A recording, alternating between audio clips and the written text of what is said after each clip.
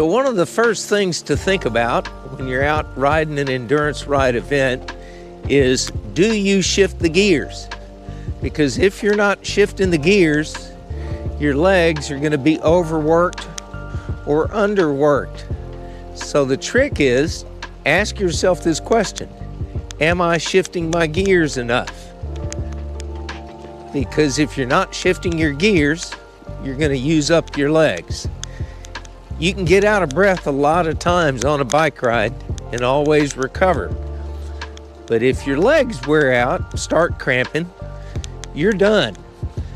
So at the Tour de Cyprus, we've got a lot of nice flat sections of roadway, but they're spiced up every now and then with some hills to climb. So just make sure that when you get to those hills, you use the proper gears and the proper leg speed. You should actually keep your cadence above 60 all the time when you're riding a multi-gear bike. That way you get the aerobic conditioning and you don't wear out your legs. I like to turn the gears about 70, 75 RPM most of the time, but when I'm climbing hills, I'll go for a little bit less load and a little bit more leg speed. So we've talked a little bit about rhythm, leg speed. Now let's talk about pace or intensity.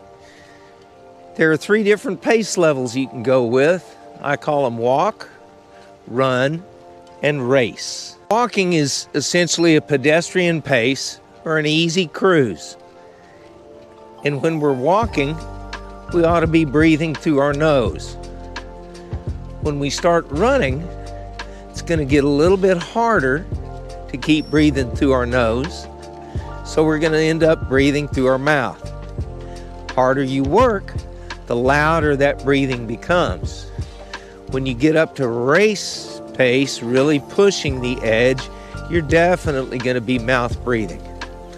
Now, it might not surprise you that the intensity of the pace determines how long you're going to be able to ride.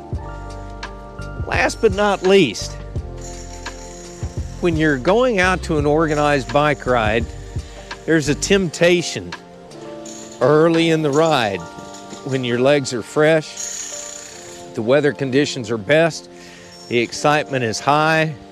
There's going to be a temptation to bust out of the gate like a frisky pony. Problem is, if you run at that pace, you're going to burn out pretty fast.